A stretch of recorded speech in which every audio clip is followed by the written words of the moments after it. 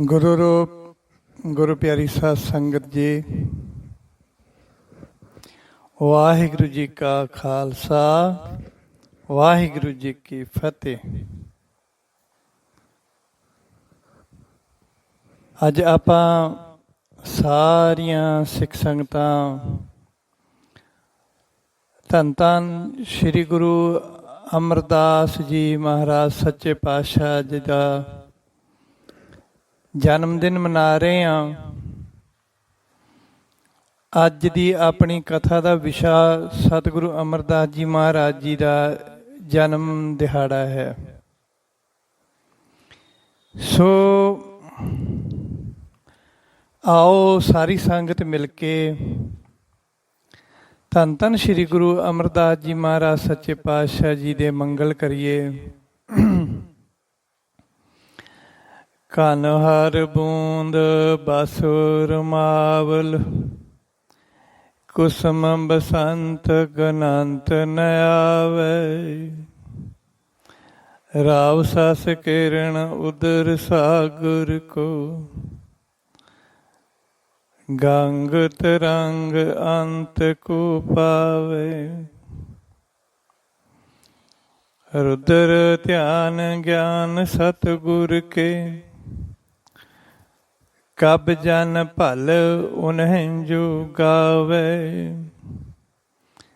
ਭਲੇ ਅਮਰਦਾਸ ਗੁਣ ਤੇਰੇ, ਤੇਰੀ ਉਪਮਾ ਤੋਹੇ ਬਣ ਆਵੇ।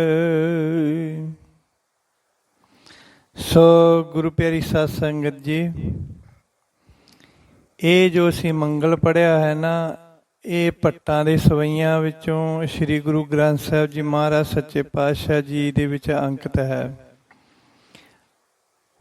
ਭੱਟ ਭਾਈ ਭੱਲ ਜੀ ਨੇ ਸਤਿਗੁਰੂ ਅਮਰਦਾਸ ਮਹਾਰਾਜ ਸੱਚੇ ਪਾਤਸ਼ਾਹ ਜੀ ਦੀ ਵਡਿਆਈ ਕਰਦਿਆਂ ਹੋਇਆਂ ਬਚਨ ਕੀਤੇ ਹਨ ਕਿ ਸ੍ਰੀ ਗੁਰੂ ਅਮਰਦਾਸ ਜੀ ਦੀ ਮਹਿਮਾ ਕਹੀ ਨਹੀਂ ਜਾ ਸਕਦੀ।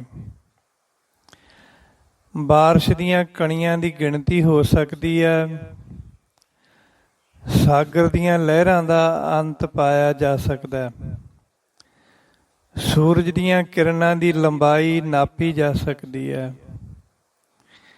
ਪਰ ਗੁਰੂ ਅਮਰਦਾਸ ਜੀ ਦੇ ਗੁਣਾਂ ਦਾ ਕੋਈ ਪਾਰ ਨਹੀਂ ਪਾਇਆ ਜਾ ਸਕਦਾ। ਸ੍ਰੀ ਗੁਰੂ ਅਮਰਦਾਸ ਜੀ ਮਹਾਰਾਜ ਸੱਚੇ ਪਾਤਸ਼ਾਹ ਜੀ ਦੀ ਮਹਿਮਾ ਸ੍ਰੀ ਗੁਰੂ ਗ੍ਰੰਥ ਸਾਹਿਬ ਜੀ ਦੇ ਅੰਕਿਤ ਬਾਣੀ ਭੱਟਾਂ ਦੇ ਸਵਈਆਂ ਦੇ ਵਿੱਚ ਬੇਅੰਤ ਤਰੀਕਿਆਂ ਦੇ ਨਾਲ ਕੀਤੀ ਗਈ ਹੈ। ਬਹੁਤ ਹੀ ਇੱਕ ਲੰਮਾ ਚੈਪਟਰ, ਲੰਮਾ ਵਿਸ਼ਾ ਗੁਰਬਾਣੀ ਦੇ ਵਿੱਚ ਭੱਟਾਂ ਦੇ ਸਵਈਆਂ ਵਿੱਚ ਸਤਿਗੁਰੂ ਅਮਰਦਾਸ ਜੀ ਮਹਾਰਾਜ ਸੱਚੇ ਪਾਤਸ਼ਾਹ ਜੀ ਦੀ ਮਹਿਮਾ ਦਾ। ਕਦੇ ਮੌਕਾ ਮਿਲੇ ਤਾਂ ਧਿਆਨ ਦੇ ਨਾਲ ਪੜ੍ਹ ਕੇ ਦੇਖਣਾ। ਸੱਤੇ ਬਲਵੰਡ ਦੇ ਵਿੱਚੋਂ ਵੀ, ਸੱਤੇ ਬਲਵੰਡ ਵਾਲੀ ਜਿਹੜੀ ਵਾਰ ਹੈ ਉਹਦੇ ਵਿੱਚੋਂ ਵੀ ਇੱਕ ਪੌੜੀ ਸਤਿਗੁਰੂ ਅਮਰਦਾਸ ਜੀ ਮਹਾਰਾਜ ਸੱਚੇ ਪਾਤਸ਼ਾਹ ਜੀ ਦੀ ਵਡਿਆਈ ਵਿੱਚ ਉਚਾਰਨ ਕੀਤੀ ਗਈ ਹੈ। ਤੇ ਸੱਤੇ ਬਲਵੰਡ ਦੀ ਵਾਰ ਦੀ ਉਹ ਸਭ ਤੋਂ ਵੱਡੀ ਪੌੜੀ ਹੈ, 21 ਪੰਗਤੀਆਂ ਉਸ ਪੌੜੀ ਦੇ ਵਿੱਚ।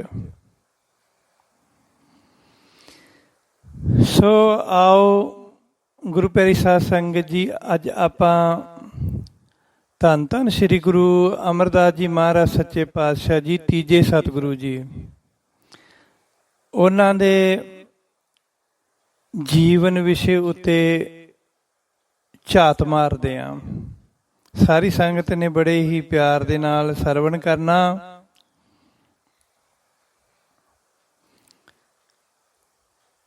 ਕੁਝ ਕੁ ਵਿਸ਼ਿਆਂ ਤੇ, ਜੀਵਨ ਦੇ ਕੁਝ ਕੁ ਵਿਸ਼ਿਆਂ ਤੇ ਆਪਾਂ ਝਾਤ ਮਾਰਾਂਗੇ।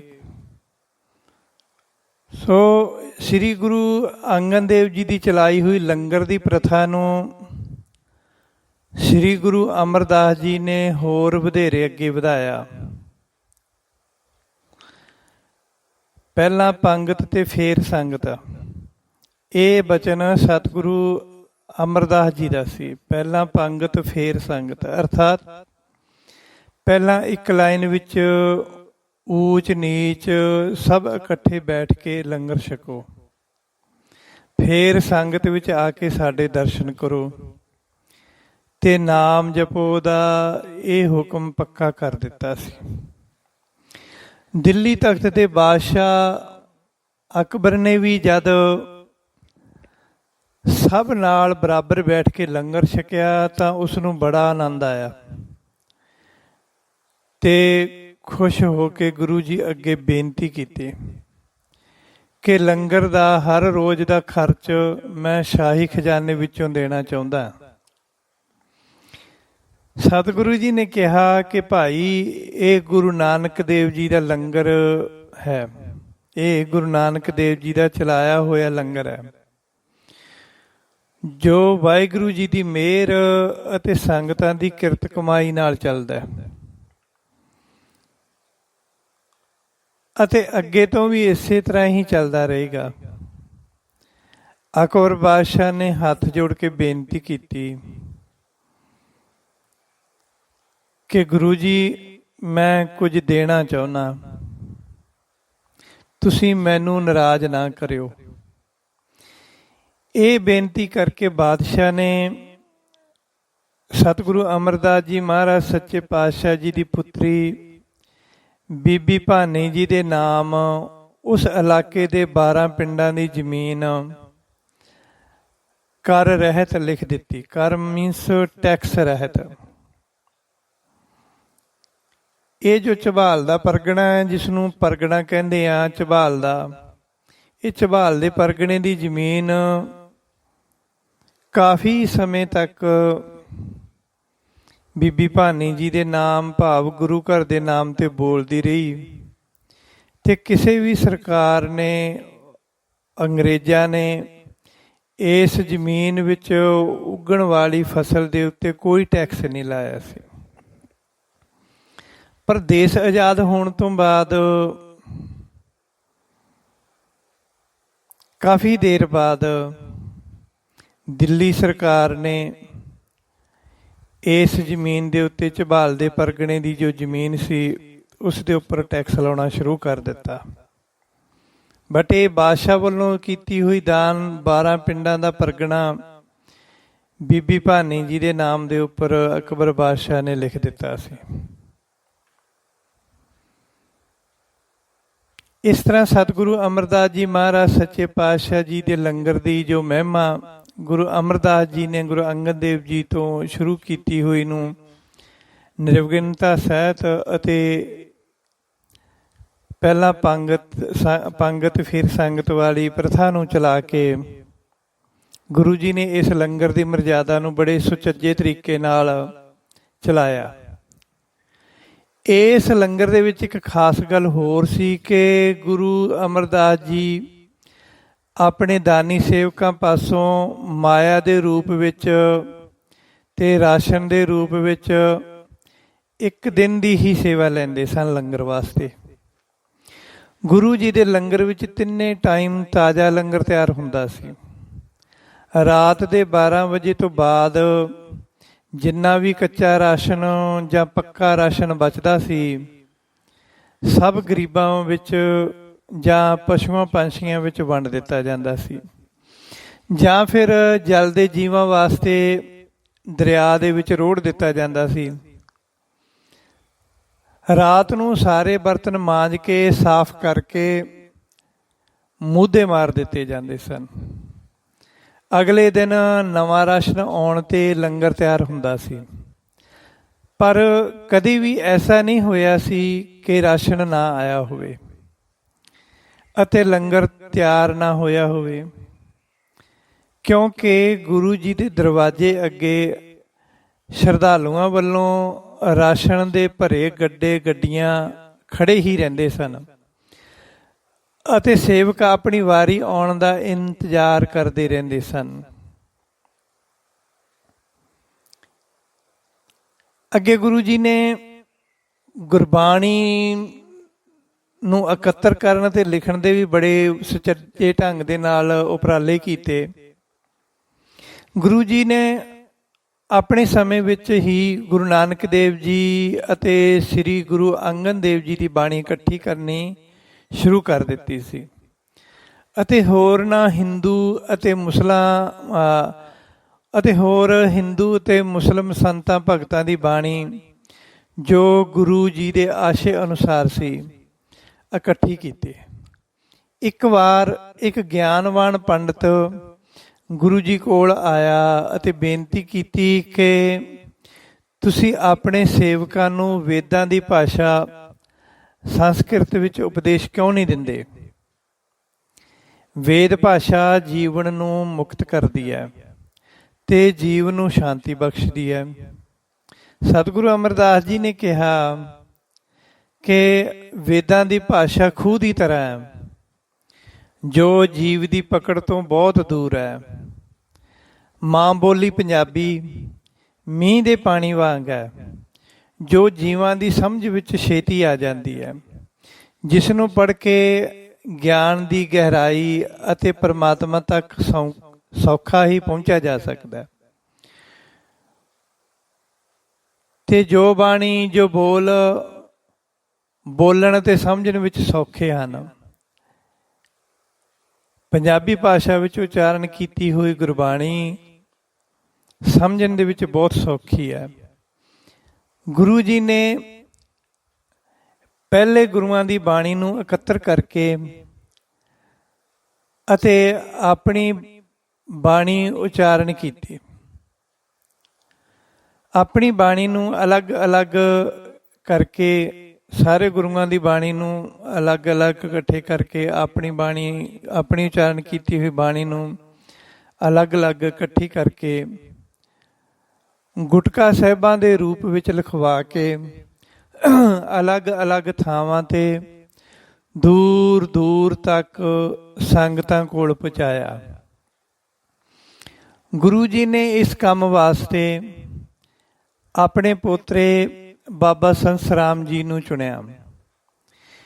ਬਾਬਾ ਸੰਸ ਰਾਮ ਜੀ ਨੇ ਬਾਣੀ ਨੂੰ ਤਰਤੀਬਵਾਰ ਲਿਖਣ ਦੀ ਸੇਵਾ ਨਿਭਾਈ।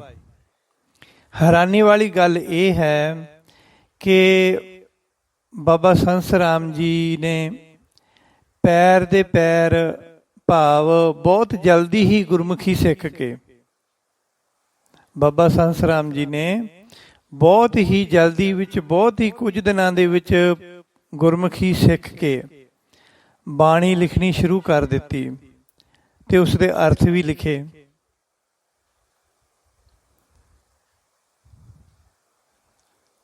ਸ੍ਰੀ ਗੁਰੂ ਅਮਰਦਾਸ ਜੀ ਜਦੋਂ ਗੁਰੂ ਅੰਗਦ ਦੇਵ ਜੀ ਦੀ ਸੇਵਾ ਵਿੱਚ ਆਏ ਸਨ ਤਾਂ ਉਹਨਾਂ ਦੀ ਉਮਰ 72 ਸਾਲ ਦੀ ਸੀ, 72 years।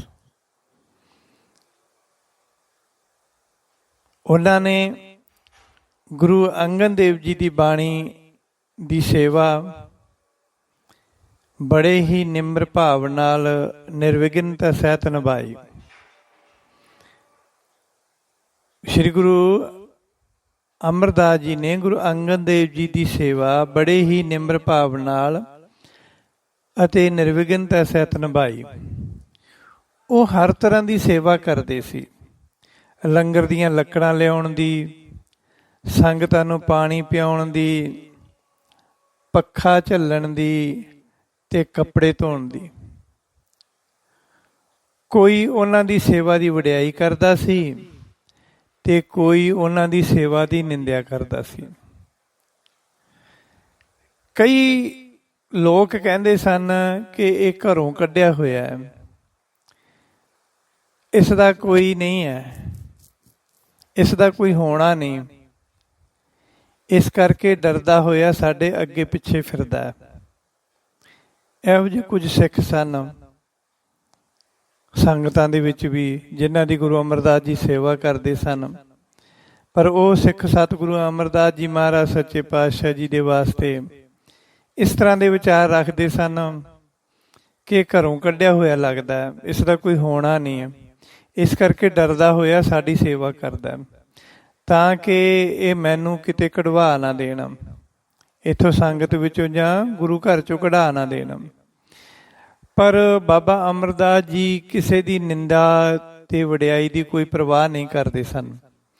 ਭਾਵੇਂ ਉਹ ਬਹੁਤ ਬਿਰਧ ਤੇ ਕਮਜ਼ੋਰ ਹੋ ਗਏ ਸੀ, ਉਹਨਾਂ ਨੇ ਕਦੀ ਵੀ ਆਪਣੀ ਸੇਵਾ ਵਿੱਚ ਨਾਗਾ ਨਹੀਂ ਪੈਣ ਦਿੱਤਾ ਸੀ। ਐਸੇ ਸਨ ਸਤਿਕਾਰਯੋਗ ਅਤੇ ਪਿਆਰੇ ਗੁਰੂ ਅਮਰਦਾਸ ਜੀ।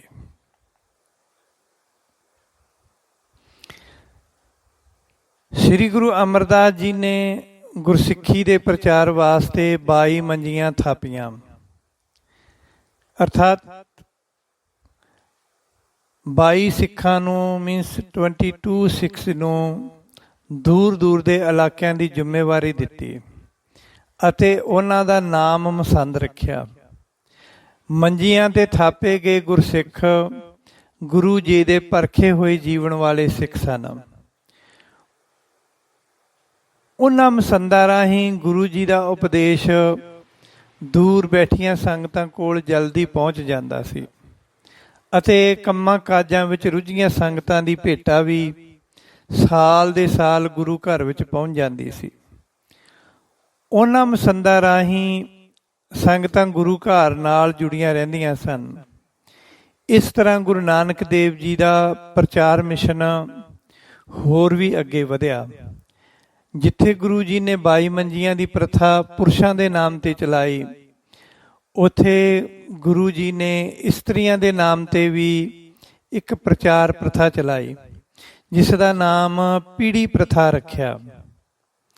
ਪੀੜੀ ਪ੍ਰਥਾ ਦੀਆਂ ਮੁੱਖ ਬੀਬੀਆਂ ਵਿੱਚੋਂ ਬੀਬੀ ਭਾਨੀ ਜੀ, ਬੀਬੀ ਦਾਨੀ ਜੀ ਅਤੇ ਬੀਬੀ ਪਾਲੋ ਜੀ ਆਦਿਕ ਇਸ ਤਰ੍ਹਾਂ ਕਈ ਬੀਬੀਆਂ ਦੇ ਨਾਮ ਲਏ ਜਾਂਦੇ ਸਨ। ਗੁਰੂ ਜੀ ਨੇ ਕੁੱਲ 146 ਮੰਜੀਆਂ ਤੇ ਪੀੜੇ ਸਥਾਪਨ ਕੀਤੇ, ਜਿਨ੍ਹਾਂ ਵਿੱਚੋਂ 94 ਪੁਰਸ਼ਾਂ ਦੀਆਂ ਮੰਜੀਆਂ ਸਨ, ਮੀਨਸ 94 ਪੁਰਸ਼ਾਂ ਦੀਆਂ ਮੰਜੀਆਂ ਸਨ ਅਤੇ 52 ਪੀੜੇ ਬੀਬੀਆਂ ਦੇ ਸਨ। 52 ਪੀੜੇ ਬੀਬੀਆਂ ਦੇ ਸਨ। ਗੁਰੂ ਜੀ ਦੇ ਸਮੇਂ ਵਿੱਚ ਪਤੀ ਦੇ ਮਰ ਜਾਣ ਤੋਂ ਬਾਅਦ ਪਤਨੀ ਨੂੰ ਪਤੀ ਦੀ ਚਿਖਾ ਵਿੱਚ ਜਿੰਦਾ ਸਾੜ ਦਿੱਤਾ ਜਾਂਦਾ ਸੀ। ਗੁਰੂ ਜੀ ਨੇ ਉਸ ਦਾ ਜ਼ੋਰਦਾਰ ਵਿਰੋਧ ਕੀਤਾ। ਗੁਰੂ ਜੀ ਨੇ ਇਸ ਪ੍ਰਥਾ ਦਾ ਜ਼ੋਰਦਾਰ ਵਿਰੋਧ ਕੀਤਾ, ਸਤੀ ਪ੍ਰਥਾ ਦਾ, ਤੇ ਲੋਕਾਂ ਨੇ ਗੁਰੂ ਜੀ ਦੇ ਬਚਨਾਂ ਨੂੰ ਮੰਨਣਾ ਸ਼ੁਰੂ ਕਰ ਦਿੱਤਾ ਅਤੇ ਸਤੀ ਪ੍ਰਥਾ ਬੰਦ ਹੋ ਗਈ। ਗੁਰੂ ਜੀ ਨੇ ਵਿਧਵਾ ਵਿਆਹ ਦੀ ਵੀ ਰੀਤ ਚਲਾਈ।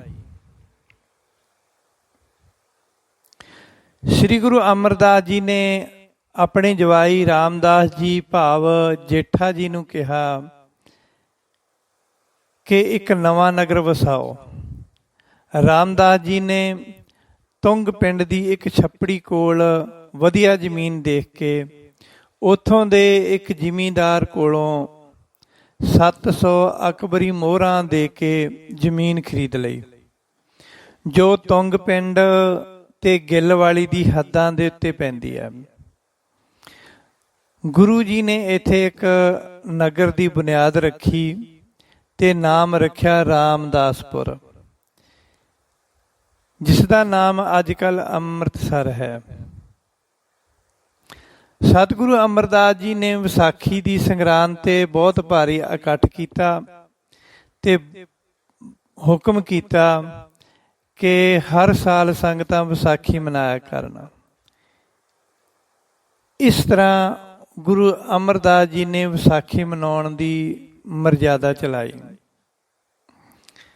ਪਰਮਹੰਸ ਭਾਈ ਪਾਰੋ ਜੀ ਦੇ ਕਹਿਣ ਤੇ ਸਤਿਗੁਰੂ ਜੀ ਨੇ ਬੇਨਤੀ ਕਰਨ ਤੇ ਸਤਿਗੁਰੂ ਜੀ ਨੇ ਵਿਸਾਖੀ ਦਾ ਦਿਹਾੜਾ ਮਨਾਇਆ ਸੀ ਤੇ ਉਸ ਤੋਂ ਬਾਅਦ ਸਤਿਗੁਰੂ ਜੀ ਨੇ ਪੱਕਾ ਕਰ ਦਿੱਤਾ, ਗੁਰੂ ਅਮਰਦਾਸ ਜੀ ਨੇ, ਕਿ ਸਿੱਖ ਸੰਗਤਾਂ ਵਿਸਾਖੀ ਦਾ ਦਿਹਾੜਾ ਮਨਾਇਆ ਕਰਨ। ਉਸ ਤੋਂ ਲੈ ਕੇ ਅੱਜ ਤੱਕ ਸਿੱਖ ਧਰਮ ਦੇ ਵਿੱਚ ਵਿਸਾਖੀ ਦਾ ਦਿਨ ਮਨਾਇਆ ਜਾਂਦਾ ਬੜੀ ਧੂਮਧਾਮ ਦੇ ਨਾਲ। ਸਤਿਗੁਰੂ ਅਮਰਦਾਸ ਜੀ ਨੇ ਬਹੁਤ ਡੂੰਘਾ ਖੂਹ ਪੁੱਟ ਕੇ ਉਸ ਦੀਆਂ ਟੇਢੀਆਂ ਤੇ ਤ੍ਰਿਛਵੀਆਂ 84 ਪੌੜੀਆਂ ਬਣਾ ਕੇ ਉੱਪਰ ਛੱਤ ਪਾ ਦਿੱਤੀ ਅਤੇ ਉਸ ਦਾ ਨਾਮ ਬੌਲੀ ਸਾਹਿਬ ਰੱਖਿਆ। ਬਚਨ ਕੀਤਾ ਕਿ ਜੋ ਇੱਥੇ ਇਸ਼ਨਾਨ ਕਰੇਗਾ ਉਹ ਮੁਕਤੀ ਪਾਵੇਗਾ। ਫਿਰ ਹੁਣ ਆਪਾਂ ਸਤਿਗੁਰੂ ਅਮਰਦਾਸ ਜੀ ਮਹਾਰਾਜ ਸੱਚੇ ਪਾਤਸ਼ਾਹ ਜੀ ਦੇ ਜੀਵਨ ਵਿੱਚੋਂ ਉਹਨਾਂ ਦੇ ਪਰਿਵਾਰਕ ਪਿਛੋਕੜ ਉੱਤੇ ਥੋੜ੍ਹੀ ਜਿਹੀ ਝਾਤ ਮਾਰਦੇ ਹਾਂ। ਗੁਰੂ ਅਮਰਦਾਸ ਜੀ ਦਾ ਜਨਮ ਪਿੰਡ ਬਾਸਰਕੇ ਵਿਖੇ ਹੋਇਆ, ਜੋ ਅੰਮ੍ਰਿਤਸਰ ਤੋਂ 13 ਕਿਲੋਮੀਟਰ ਦੀ ਦੂਰੀ 'ਤੇ ਹੈ ਅਤੇ ਛੇਹਰਟਾ ਸਾਹਿਬ ਵਾਲੀ ਸੜਕ ਉੱਤੇ ਪੈਂਦਾ ਹੈ, ਜੋ ਲਾਹੌਰ ਦੇ ਵੀ ਨੇੜੇ ਪੈਂਦਾ ਹੈ। ਇਸ ਪਿੰਡ ਵਿੱਚ ਰਾਮ ਨਾਰਾਇਣ ਨਾਮ ਦਾ ਇੱਕ ਪੁਰਸ਼ ਆਪਣੇ ਪਰਿਵਾਰ ਸਮੇਤ ਰਹਿ ਰਿਹਾ ਸੀ, ਜੋ ਜਾਤ ਦਾ ਖੱਤਰੀ ਸੀ। ਉਹ ਖੇਤੀਬਾੜੀ ਤੇ ਹੋਰ ਵਪਾਰਕ ਕੰਮ ਕਰਦਾ ਸੀ। ਕਿਹਾ ਜਾਂਦਾ ਹੈ ਕਿ ਇਹ ਪਰਿਵਾਰ ਸ਼੍ਰੀ ਰਾਮਚੰਦਰ ਜੀ ਦੇ ਪਰਿਵਾਰ, ਸ਼੍ਰੀ ਰਾਮਚੰਦਰ ਜੀ ਦੇ ਭਰਾ ਸ਼੍ਰੀ ਭਰਤ ਜੀ ਦੀ ਵੰਸ਼ ਵਿੱਚੋਂ ਆਇਆ। ਰਾਮ ਨਾਰਾਇਣ ਦੇ ਪੁੱਤਰ ਬਿਸ਼ਨਦਾਸ ਹੋਏ ਅਤੇ ਬਿਸ਼ਨਦਾਸ ਦੇ ਪੁੱਤਰ ਹਰਜੀ ਹੋਏ। ਉਹਨਾਂ ਦੀ ਪਤਨੀ ਮਿਲਵਾਲੀ ਹੋਈ ਅਤੇ ਜਿਸ ਦੇ ਨਾਮ ਤੇ ਗਿੱਲਵਾਲੀ ਪਿੰਡ ਹੋਇਆ। ਗਿੱਲ ਪਿੰਡ ਤੇ ਤੁੰਗ ਪਿੰਡ ਦੀਆਂ ਹੱਦਾਂ ਤੇ ਗੁਰੂ ਅਮਰਦਾਸ ਜੀ ਨੇ ਅੰਮ੍ਰਿਤਸਰ ਦੀ ਨੀਂਹ ਰੱਖੀ ਸੀ, ਜੋ ਲਾਹੌਰ ਦੇ ਬਹੁਤ ਨੇੜੇ ਪੈਂਦਾ। ਹਰਜੀ ਦੇ ਪੁੱਤਰ ਤੇਜਭਾਨ ਜੀ ਹੋਏ। ਰਾਮ ਨਾਰਾਇਣ ਦੇ ਪੁੱਤਰ ਬਿਸ਼ਨਦਾਸ ਹੋਏ ਤੇ ਬਿਸ਼ਨਦਾਸ ਦੇ ਪੁੱਤਰ ਹਰਜੀ ਹੋਏ ਤੇ ਹਰਜੀ ਦੇ ਪੁੱਤਰ ਤੇਜਭਾਨ ਜੀ ਹੋਏ। ਤੇਜਭਾਨ ਜੀ ਬਹੁਤ ਸਾਧੂ ਸੁਭਾਅ ਦੇ ਅਤੇ ਕਿਰਤ ਵਿਰਤ ਕਰਨ ਵਾਲੇ ਮਨੁੱਖ ਸਨ। ਉਹ ਬਹੁਤ ਮਿੱਠ ਬੋਲੜੇ ਤੇ ਮਿਲਣਸਾਰ ਸਨ। ਸ੍ਰੀ ਗੁਰੂ ਅਮਰਦਾਸ ਜੀ ਦਾ ਜਨਮ ਪਿੰਡ ਬਾਸਰਕੇ, ਜ਼ਿਲ੍ਹਾ ਅੰਮ੍ਰਿਤਸਰ, ਪੰਜਾਬ, ਪਿੰਡ ਬਾਸਰਕੇ ਵਿਖੇ, ਜ਼ਿਲ੍ਹਾ ਅੰਮ੍ਰਿਤਸਰ, ਪੰਜਾਬ ਵਿੱਚ ਵਿਸਾਖ ਸੁਦੀ 14 ਬਿਕਰਮੀ ਸੰਮਤ 1526 ਅਤੇ ਈਸਵੀ ਸਨ ਮੀਨਸ ਅੰਗਰੇਜ਼ੀ ਸਾਲ ਜਿਹੜਾ ਅੱਜ ਕੱਲ੍ਹ ਚੱਲਦਾ 2022, 23, 24, 25 ਆਏਗਾ ਕਿ ਇਸ ਤਰ੍ਹਾਂ। ਸੋ ਉਸਨੂੰ ਅਸੀਂ ਈਸਵੀ ਸਨ ਲਿਖਦੇ ਹਾਂ ਲਿਖਣ ਦੇ ਵਿੱਚ, ਉਂਝ ਕਹਿ ਸਕਦੇ ਹਾਂ ਆਪਾਂ ਅੰਗਰੇਜ਼ੀ ਸਾਲ। ਸੋ ਉਸ ਸਮੇਂ ਅੰਗਰੇਜ਼ੀ ਜਿਹੜਾ ਸਾਲ ਸੀ, ਈਸਵੀ ਸਨ 5 ਮਈ 1469 1469 ਦਿਨ ਸ਼ੁੱਕਰਵਾਰ ਨੂੰ ਹੋਇਆ। ਉਹਨਾਂ ਦੇ ਪਿਤਾ ਜੀ ਦਾ ਨਾਮ ਤੇਜਭਾਨ ਸੀ ਅਤੇ ਮਾਤਾ ਦਾ ਨਾਮ ਸੁਲੱਖਣੀ ਜੀ ਸੀ। ਕਈ ਥਾਵਾਂ ਤੇ ਲక్ష్ਮੀ ਜੀ ਵੀ ਲਿਖਿਆ ਹੋਇਆ। ਕਈ ਵਿਦਵਾਨ ਰੂਪ ਕੌਰ ਲਿਖਦੇ ਹਨ। ਪਰ ਇੱਕ ਗੱਲ ਚੇਤੇ ਰੱਖਣ ਵਾਲੀ ਹੈ ਕਿ ਉਹਨਾਂ ਦਿਨਾਂ ਦੇ ਵਿੱਚ, ਉਸ ਸਮੇਂ ਦੇ ਵਿੱਚ ਕਿਸੇ ਵੀ ਔਰਤ ਦੇ ਨਾਲ ਕੌਰ ਸ਼ਬਦ ਨਹੀਂ ਲੱਗਦਾ ਸੀ। ਕੌਰ ਸ਼ਬਦ ਸਾਨੂੰ ਔਰਤ ਦੇ ਨਾਮ ਦੇ ਨਾਲ ਮੇਰੇ ਕਲੀਆਂ ਵਾਲੇ ਪਾਤਸ਼ਾਹ ਜੀ ਨੇ ਦਿੱਤਾ ਵਿਸਾਖੀ ਦੇ ਅੰਮ੍ਰਿਤ ਛਕਾ ਕੇ 1699 ਈਸਵੀ ਸਨ ਨੂੰ। ਚਲੋ ਉਹ ਵਿਦਵਾਨਾਂ ਦੀ ਆਪਣੀ ਆਪਣੀ ਵਿਚਾਰਧਾਰਾ, ਕੋਈ ਲక్ష్ਮੀ ਜੀ ਲਿਖਦਾ ਹੈ, ਕੋਈ ਸੁਲੱਖਣੀ ਜੀ ਲਿਖਦਾ ਹੈ ਤੇ ਕੋਈ ਰੂਪ ਕੌਰ ਜੀ ਲਿਖਦਾ ਹੈ। ਪਰ ਬਹੁਤਾ ਸੁਣਨ ਤੇ ਪੜ੍ਹਨ ਦੇ ਵਿੱਚ ਸ੍ਰੀ ਗੁਰੂ ਅਮਰਦਾਸ ਜੀ ਦੀ ਮਾਤਾ ਦਾ ਨਾਮ ਸੁਲੱਖਣੀ ਜੀ ਹੀ ਆਉਂਦਾ ਹੈ। ਗੁਰੂ ਜੀ ਦੇ ਮਾਤਾ ਪਿਤਾ ਵੈਸ਼ਨੋ ਮਤ ਅਨੁਸਾਰ ਆਪਣਾ ਜੀਵਨ ਬਸ਼ਰ ਕਰ ਰਹੇ ਸਨ। ਉਹ ਬਹੁਤ ਹੀ ਧਾਰਮਿਕ ਖਿਆਲਾਂ ਦੇ ਸਨ। ਭਾਈ ਤੇਜਭਾਨ ਜੀ ਅਤੇ ਉਹਨਾਂ ਦੀ ਪਤਨੀ ਸੁਲੱਖਣੀ ਜੀ ਬਹੁਤ ਹੀ ਧਾਰਮਿਕ ਖਿਆਲਾਂ ਦੇ ਸਨ। ਸ੍ਰੀ ਗੁਰੂ ਅਮਰਦਾਸ ਜੀ ਮਹਾਰਾਜ ਸੱਚੇ ਪਾਤਸ਼ਾਹ ਜੀ 4 ਭਰਾ ਸਨ। ਉਹਨਾਂ ਦੇ 3 ਭਰਾ ਹੋਰ ਸਨ ਗੁਰੂ ਅਮਰਦਾਸ ਜੀ ਦੇ, ਈਸ਼ਰਦਾਸ, ਖੇਮ ਰਾਏ ਤੇ ਮਾਣਕ ਚੰਦ। ਇਹ ਗੁਰੂ ਅਮਰਦਾਸ ਜੀ ਦੇ ਭਰਾ ਸਨ, ਜਿਨ੍ਹਾਂ ਦੇ ਵਿੱਚੋਂ ਖੇਮ ਰਾਏ ਜੀ ਦੇ ਪੁੱਤਰ ਸਾਵਣ ਮੱਲ ਜੀ ਨੇ ਹਰੀਪੁਰ ਜਾ ਕੇ ਲੱਕੜੀ ਭੇਜਣ ਦੀ ਸੇਵਾ ਕੀਤੀ ਸੀ ਜਦੋਂ ਗੁਰੂ ਅਮਰਦਾਸ ਜੀ ਗੋਬਿੰਦਵਾਲ ਸ਼ਹਿਰ ਵਸਾ ਰਹੇ ਸਨ। ਅੱਗੇ ਫਿਰ ਮਾਣਕ ਚੰਦ ਦੇ ਜਿਹੜੇ ਪੁੱਤਰ ਸਨ, ਮਾਣਕ ਚੰਦ ਦੇ ਪੁੱਤਰ ਗੁਰੂ ਅਮਰਦਾਸ ਜੀ ਦੇ ਭਰਾ ਮਾਣਕ ਚੰਦ ਤੇ ਮਾਣਕ ਚੰਦ ਦੇ ਪੁੱਤਰ ਭਾਈ ਜੱਸੂ ਨੂੰ ਗੁਰੂ ਅੰਗਦ ਦੇਵ ਜੀ ਦੀ ਪੁੱਤਰੀ ਬੀਬੀ ਅਮਰੋ ਜੀ ਵਿਆਹੇ ਹੋਏ ਸਨ। ਇਸ ਤਰ੍ਹਾਂ ਗੁਰੂ ਅੰਗਦ ਦੇਵ ਜੀ ਦੇ ਰਿਸ਼ਤੇ ਵਿੱਚੋਂ ਰਿਸ਼ਤੇਦਾਰ ਸਨ ਗੁਰੂ ਅਮਰਦਾਸ ਜੀ। ਮਾਣਕ ਚੰਦ ਦੇ ਪੁੱਤਰ ਨੂੰ ਗੁਰੂ ਅੰਗਦ ਦੇਵ ਜੀ ਮਹਾਰਾਜ ਸੱਚੇ ਪਾਤਸ਼ਾਹ ਜੀ ਦੀ ਪੁੱਤਰੀ ਬੀਬੀ ਅਮਰੋ ਜੀ ਵਿਆਹੇ ਹੋਏ ਸਨ। ਸਤਿਗੁਰੂ ਅਮਰਦਾਸ ਜੀ ਮਹਾਰਾਜ ਸੱਚੇ ਪਾਤਸ਼ਾਹ ਜੀ ਦੇ ਪਾਵਨ ਸਰੀਰ ਦੀ ਵਿਲੱਖਣਤਾ ਕੁਛ ਇਸ ਤਰ੍ਹਾਂ ਦੀ ਸੀ। ਗੁਰੂ ਅਮਰਦਾਸ ਜੀ ਦੇ ਚਰਨਾਂ ਵਿੱਚ ਇੱਕ ਕੁਦਰਤੀ ਚਿੰਨ੍ਹ ਸੀ, ਭਾਵ ਵਿਸ਼ਨੂੰ ਪਦਮ ਦਾ ਨਿਸ਼ਾਨ ਸੀ। ਗੁਰੂ ਜੀ ਨੂੰ ਰਿੱਧੀਆਂ ਸਿੱਧੀਆਂ ਦੀ ਧੁਰ ਤੋਂ ਹੀ ਬਖਸ਼ਿਸ਼ ਮਿਲੀ ਸੀ। ਉਹਨਾਂ ਦੇ ਚਿਹਰੇ ਦੀ ਚਮਕ ਹਮੇਸ਼ਾ ਹੀ ਬਣੀ ਰਹਿੰਦੀ ਸੀ ਅਤੇ ਗੁਰੂ ਅਮਰਦਾਸ ਜੀ ਥੋੜ੍ਹੇ ਮਧਰੇ ਕੱਦ ਦੇ ਸਨ। ਬਹੁਤ ਲੰਬਾ ਕੱਦ ਨਹੀਂ ਸੀ ਗੁਰੂ ਜੀ ਦਾ, ਥੋੜ੍ਹੇ ਮਧਰੇ ਕੱਦ ਦੇ ਸਨ। ਇਤਿਹਾਸ ਦੇ ਵਿੱਚ ਲਿਖਿਆ ਹੋਇਆ। ਇਹ ਜਿਹੜੀ ਆਪਾਂ ਵਿਚਾਰ ਕਰ ਰਹੇ ਹਾਂ ਨਾ ਗੁਰੂ ਅਮਰਦਾਸ ਜੀ ਦੇ ਮਹਾਰਾਜ ਜੀ ਦੇ ਜੀਵਨ ਤੇ ਝਾਤ ਮਾਰ ਰਹੇ ਹਾਂ ਕੁਝ ਵਿਸ਼ਿਆਂ ਤੇ, ਇਹ ਸਾਰੇ ਹੀ ਸੂਰਜ ਪ੍ਰਕਾਸ਼ ਦੇ ਮੁਤਾਬਕ ਹੈ। ਸੋ ਸ੍ਰੀ ਗੁਰੂ ਅਮਰਦਾਸ ਜੀ ਨੇ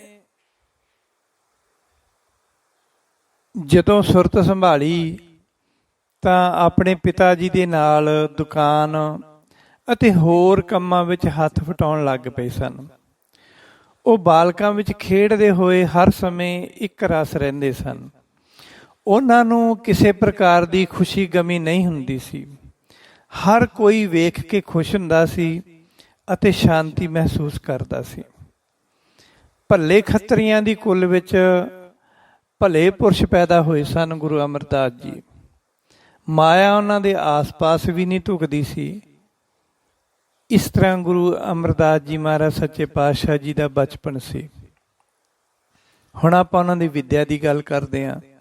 ਗੁਰੂ ਅਮਰਦਾਸ ਜੀ ਜਿਸ ਸਰਲਤਾ ਦੇ ਨਾਲ ਗੁਰਬਾਣੀ ਦਾ ਉਚਾਰਨ ਕਰਦੇ ਸੀ, ਉਸ ਦਾ ਅਨੁਮਾਨ ਸ੍ਰੀ ਗੁਰੂ ਗ੍ਰੰਥ ਸਾਹਿਬ ਜੀ ਵਿੱਚੋਂ ਉਹਨਾਂ ਦੀ ਉਚਾਰਨ ਕੀਤੀ ਬਾਣੀ ਪੜ੍ਹ ਕੇ ਲਾ ਸਕਦੇ ਹਾਂ।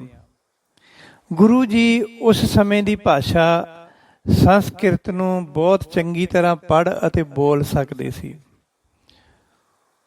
ਸਤਿਗੁਰੂ ਅਮਰਦਾਸ ਜੀ ਮਹਾਰਾਜ ਸੱਚੇ ਪਾਤਸ਼ਾਹ ਜੀ ਹਿਸਾਬ ਕਿਤਾਬ ਰੱਖਣ ਵਿੱਚ ਵੀ ਬਹੁਤ ਵਧੀਆ ਮੁਹਾਰਤ ਰੱਖਦੇ ਸਨ।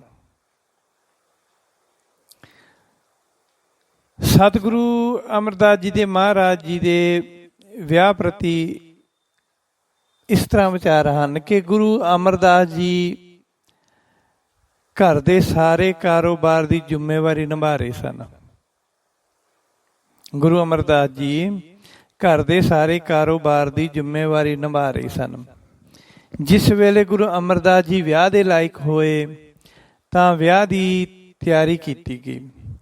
ਉਸ ਵੇਲੇ ਗੁਰੂ ਜੀ ਦੀ ਉਮਰ 23 ਸਾਲ 9 ਮਹੀਨੇ ਦੀ ਸੀ। ਵਿਆਹ ਵੇਲੇ ਗੁਰੂ ਅਮਰਦਾਸ ਜੀ ਦੀ ਉਮਰ 23 ਸਾਲ 9 ਮਹੀਨੇ ਦੀ ਸੀ।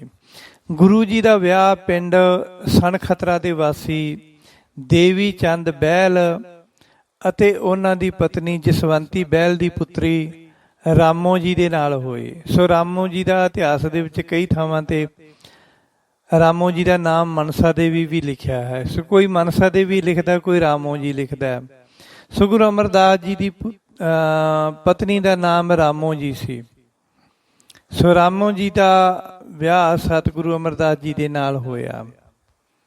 7 ਮਾਘ ਬਿਕਰਮੀ ਸੰਮਤ ਮੀਨਸ ਦੇਸੀ ਸਾਲ 1597 ਤੇ ਅੰਗਰੇਜ਼ੀ ਸਾਲ 19 ਜਨਵਰੀ 1500 ਨੂੰ ਗੁਰੂ ਅਮਰਦਾਸ ਜੀ ਮਹਾਰਾਜ ਸੱਚੇ ਪਾਤਸ਼ਾਹ ਜੀ ਦਾ ਵਿਆਹ ਬੀਬੀ ਰਾਮੋ ਜੀ ਦੇ ਨਾਲ ਹੋਇਆ। 19 ਜਨਵਰੀ 1500 ਦਿਨ ਐਤਵਾਰ ਵਾਲੇ ਦਿਨ ਪਿੰਡ ਸਨਖਤਰਾ ਸਿਆਲਕੋਟ ਤੋਂ 20 ਕਿਲੋਮੀਟਰ ਦੀ ਦੂਰੀ ਦੱਖਣ ਵਾਲੇ ਪਾਸੇ ਤੇ ਅਤੇ ਪਸਰੂੜ ਨਗਰ ਤੋਂ 10 ਮੀਲ ਚੜ੍ਹਦੇ ਵਾਲੇ ਪਾਸੇ ਪੈਂਦਾ ਹੈ। ਇਹ ਜਿਹੜੇ ਪਸਰੂੜ ਤੇ ਸਿਆਲਕੋਟ ਅੱਜ ਕੱਲ੍ਹ ਪਾਕਿਸਤਾਨ ਦੇ ਵਿੱਚ ਰਹਿ ਗਏ। ਸੋ ਉੱਥੋਂ ਦੀ ਲੋਕੇਸ਼ਨ ਦੇ ਹਿਸਾਬ ਦੇ ਨਾਲ ਆਪਾਂ ਗੱਲ ਕਰਦੇ ਹਾਂ ਜੋ ਇਤਿਹਾਸ ਦੇ ਵਿੱਚ ਲਿਖੀ ਹੋਈ ਹੈ। ਸਣ ਖਤਰਾ ਪਿੰਡ ਵੀ ਮੇਬੀ ਪਾਕਿਸਤਾਨ ਦੇ ਵਿੱਚ ਹੋਵੇ। ਸੋ ਵਿਆਹ ਤੋਂ ਬਾਅਦ ਗੁਰੂ ਅਮਰਦਾਸ ਜੀ ਦੇ ਮਾਤਾ ਰਾਮੋ ਜੀ, ਸ੍ਰੀ ਗੁਰੂ ਅਮਰਦਾਸ ਜੀ ਦੇ ਮਾਤਾ ਰਾਮੋ ਜੀ ਵਿਆਹ ਤੋਂ ਬਾਅਦ ਗੁਰੂ ਅਮਰਦਾਸ ਜੀ ਦੇ ਪਤਨੀ ਬੀਬੀ ਰਾਮੋ ਜੀ, ਗੁਰੂ ਅਮਰਦਾਸ ਜੀ ਤੇ ਮਾਤਾ ਰਾਮੋ ਜੀ ਖੁਸ਼ੀ ਆਪਣਾ ਜੀਵਨ ਬਤੀਤ ਕਰਨ ਲੱਗੇ। ਮਾਤਾ ਰਾਮੋ ਜੀ ਨੇ ਆਪਣੇ ਪਤੀ ਅਮਰਦਾਸ ਜੀ ਨਾਲ ਮੋਢਾ ਲਾ ਕੇ ਹਰ ਦੁੱਖ ਸੁੱਖ ਵਿੱਚ ਸਾਥ ਦਿੱਤਾ। ਮਾਤਾ ਜੀ ਕੰਮਕਾਜ ਕਰਨ ਵਿੱਚ ਬਹੁਤ ਸਖਤ ਹੱਡੀ ਦੇ ਸਨ। ਉਹ ਕਦੇ ਵੀ ਦੁੱਖ ਦੇ ਸਮੇਂ ਦੇ ਵਿੱਚ ਉਦਾਸ ਤੇ ਦੁਖੀ ਨਹੀਂ ਹੁੰਦੇ ਸਨ, ਹਮੇਸ਼ਾ ਹੀ ਖੁਸ਼ ਰਹਿੰਦੇ ਸਨ।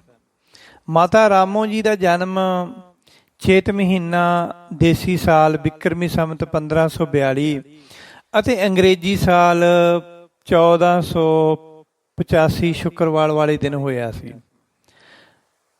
ਅਤੇ ਫਿਰ ਮਾਤਾ ਰਾਮੋ ਜੀ 17 ਪੋ ਬਿਕਰਮੀ ਸੰਮਤ 1628 ਜਾਣੀ ਦੇਸੀ ਸਾਲ 1628 ਈਸਵੀ ਸਨ ਜਾਣੀ ਅੰਗਰੇਜ਼ੀ ਸਾਲ 31 ਦਸੰਬਰ 1571 ਦਿਨ ਸੋਮਵਾਰ ਨੂੰ ਸਰੀਰ ਦਾ ਤਿਆਗ ਕਰ ਗਏ ਸਨ।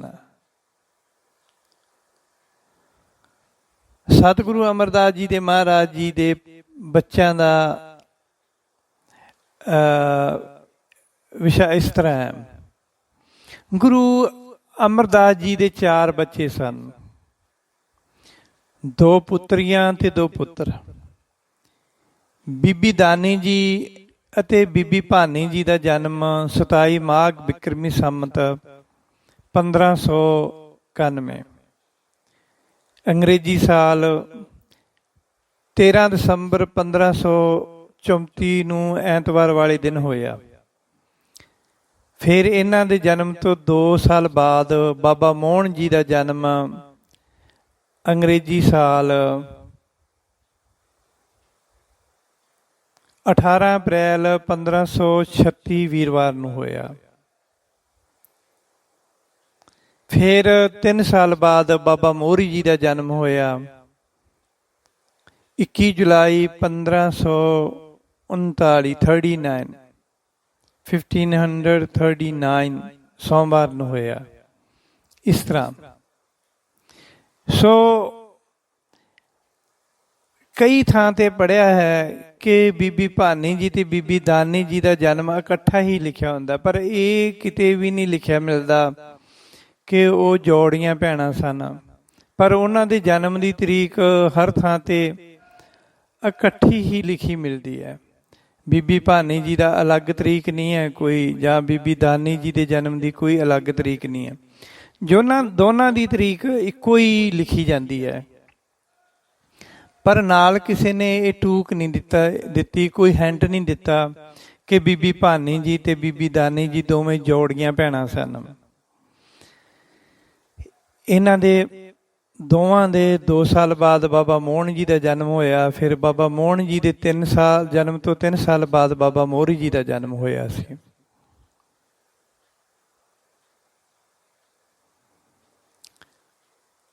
ਬਾਬਾ ਅਮਰਦਾਸ ਜੀ ਇਤਿਹਾਸ ਦੇ ਵਿੱਚ ਜਿੰਨਾ ਚਿਰ ਗੁਰੂ ਜੀ ਨਹੀਂ ਬਣੇ ਸੀ ਤਾਂ ਉਸ ਤੋਂ ਪਹਿਲਾਂ ਇਤਿਹਾਸ ਵਿੱਚ ਗੁਰੂ ਅਮਰਦਾਸ ਜੀ ਦਾ ਨਾਮ ਬਾਬਾ ਅਮਰਦਾਸ ਜੀ ਕਰਕੇ ਲਿਖਿਆ ਹੋਇਆ ਹੈ। ਸੋ ਬਾਬਾ ਅਮਰਦਾਸ ਜੀ ਬਚਪਨ ਵਿੱਚ ਬਾਲਕਾਂ ਨਾਲ ਖੇਡਦੇ ਹੋਏ ਕਿਸੇ ਵੀ ਤਰ੍ਹਾਂ ਦੀ ਖੁਸ਼ੀ ਗਮੀ ਨਹੀਂ ਰੱਖਦੇ ਸਨ। ਦੀਨਾਂ ਦੇ ਮਨ ਨੂੰ ਉਦਾਰਤਾ ਦੇਣ ਵਾਲੇ ਗੁਰੂ ਜੀ ਨੇ ਮੁਕਤੀ ਦੀ ਦਾਤੀ ਸਿੱਖੀ ਪ੍ਰਗਟ ਕੀਤੀ।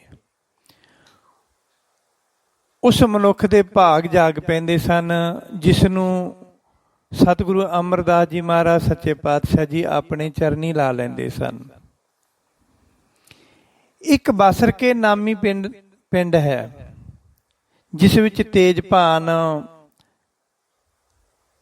ਨਾਮ ਦਾ ਖੱਤਰੀ ਰਹਿੰਦਾ ਸੀ ਅਤੇ ਉਹ ਹਮੇਸ਼ਾ ਪ੍ਰਭੂ ਸਿਮਰਨ ਵਿੱਚ ਮਗਨ ਰਹਿੰਦੇ ਸਨ।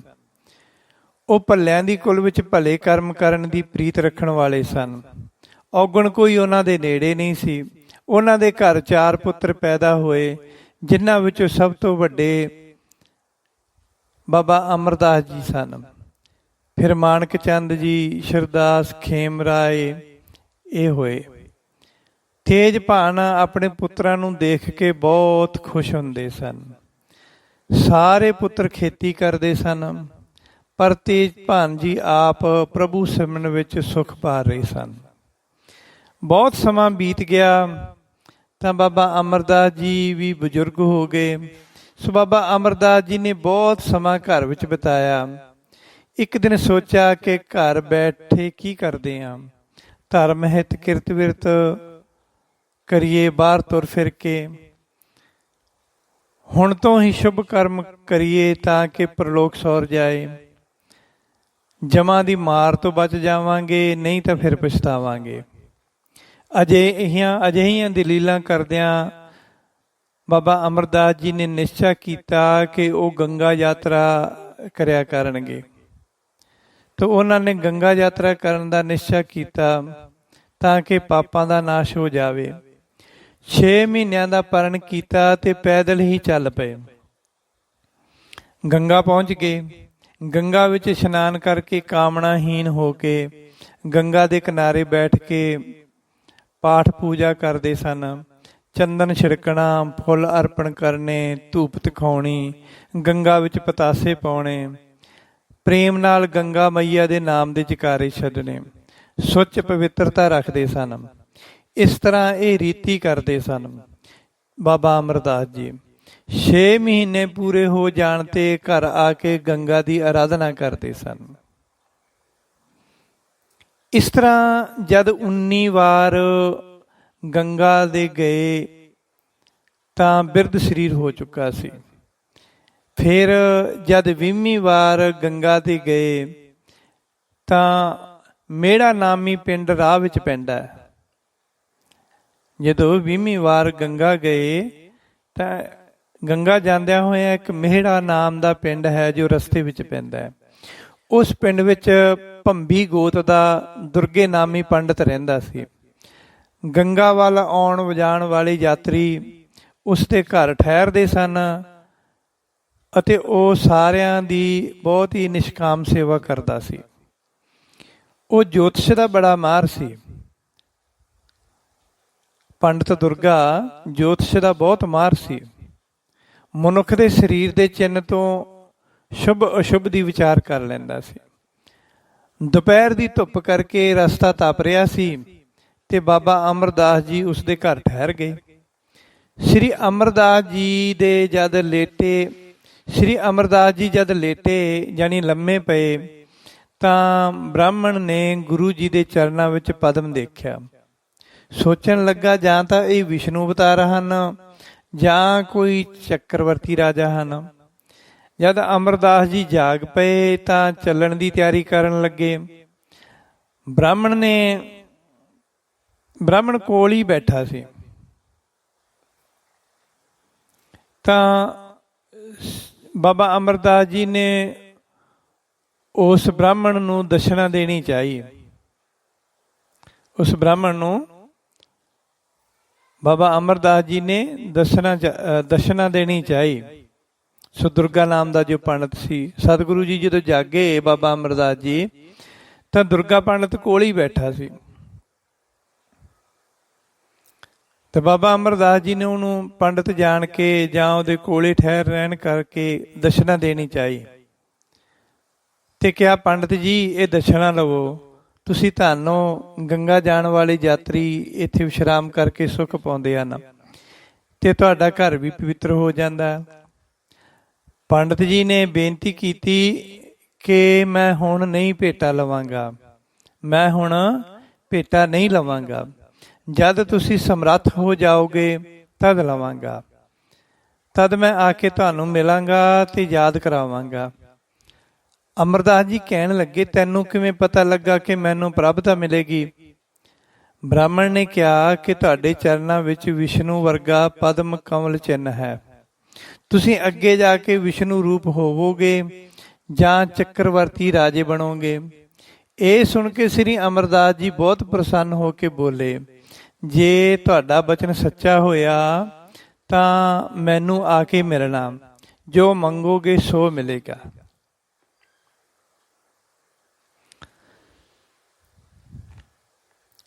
ਰਸਤੇ ਚਲਦਿਆਂ ਚਲਦਿਆਂ ਇੱਕ ਬ੍ਰਹਮਚਾਰੀ ਬਾਬਾ ਅਮਰਦਾਸ ਜੀ ਨੂੰ ਮਿਲੇ, ਜਿਸ ਦਾ ਮਤ ਬੜਾ ਸ੍ਰੇਸ਼ਟ ਸੀ। ਰਸਤੇ ਚਲਦਿਆਂ ਪ੍ਰਭੂ ਜੀ ਦੀਆਂ ਕਥਾਵਾਂ ਕਰਨ ਲੱਗੇ ਦੋਵੇਂ ਜਣੇ ਮਿਲ ਕੇ। ਰਸਤੇ ਵਿੱਚ ਇੱਕ ਥਾਂ ਵਿਸ਼ਰਾਮ ਕੀਤਾ। ਅਗਲੀ ਸਵੇਰ ਫੇਰ ਚੱਲ ਪਏ। ਦੋਹਾਂ ਦਾ ਆਪਸ ਵਿੱਚ ਪ੍ਰੇਮ ਹੋ ਗਿਆ, ਬਾਬਾ ਅਮਰਦਾਸ ਜੀ ਤੇ ਉਸ ਬ੍ਰਹਮਚਾਰੀ ਸਾਧੂ ਦਾ। ਯਾਤਰਾ ਪੂਰੀ ਹੋਣ ਤੇ ਵਾਪਸੀ ਵੇਲੇ ਅਮਰਦਾਸ ਜੀ ਨੇ ਬ੍ਰਹਮਚਾਰੀ ਨੂੰ ਆਪਣੇ ਘਰ ਚੁਬਾਰੇ ਵਿੱਚ ਆਰਾਮ ਕਰਵਾਇਆ। ਕੋਈ ਪ੍ਰਸੰਗ ਚੱਲ ਰਿਹਾ ਸੀ ਕਿ ਬ੍ਰਹਮਚਾਰੀ ਨੇ ਪੁੱਛਿਆ ਕਿ ਤੁਹਾਡਾ ਗੁਰੂ ਕੌਣ ਹੈ ਤੇ ਗੁਰਮੰਤਰ ਕਿਹੜਾ? ਬਾਬਾ ਅਮਰਦਾਸ ਜੀ ਨੇ ਕਿਹਾ ਕਿ ਮੈਨੂੰ ਹਾਲੇ ਕੋਈ ਵੀ ਗੁਰੂ ਨਹੀਂ ਮਿਲਿਆ, ਖੋਜ ਕਰ ਰਿਹਾ, ਕੋਈ ਮੇਰੀ ਦ੍ਰਿਸ਼ਟੀ ਵਿੱਚ ਨਹੀਂ ਆਇਆ। ਇਹ ਸੁਣ ਕੇ ਬ੍ਰਹਮਚਾਰੀ ਬਹੁਤ ਦੁਖੀ ਹੋਇਆ ਅਤੇ ਬੋਲਿਆ, ਫਿਰ ਤਾਂ ਮੇਰਾ ਤਪ, ਤੀਰਥ ਇਸ਼ਨਾਨ, ਵਰਤ, ਘਾਲ ਕਮਾਈ ਸਭ ਵਿਅਰਥ ਚਲੀ ਗਈ। ਮੈਨੂੰ ਕੀ ਪਤਾ ਸੀ ਕਿ ਮੈਂ ਇੱਕ ਨਗੂਰੇ ਦਾ ਸੰਗ ਕਰ ਰਿਹਾ। ਮੇਰੇ ਸਾਰੇ ਕੀਤੇ ਪੁੰਨ ਅਕਾਰਥ ਚਲੇ ਗਏ ਹਨ।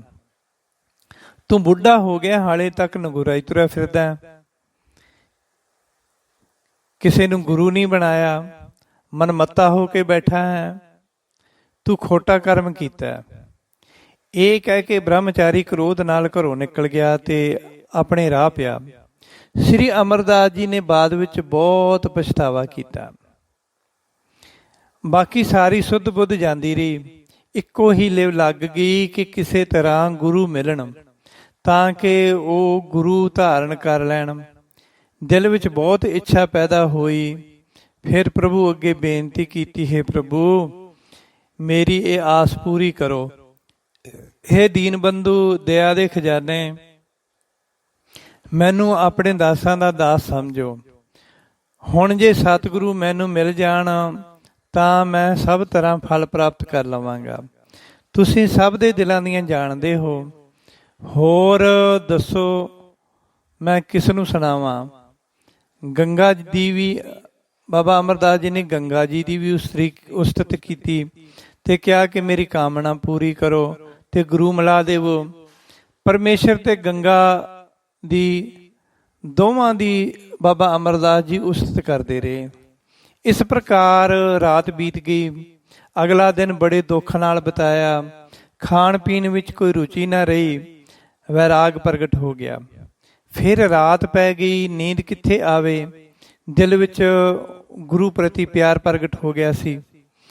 ਵਾਰ-ਵਾਰ ਬੇਨਤੀ ਕਰ ਰਹੇ ਸਨ, ਮੇਰੀ ਆਸ ਪੂਰਨ ਕਰੋ, ਮੇਰੇ ਹਿਰਦੇ ਦੀ ਐਸੀ ਭਾਵਨਾ ਹੈ।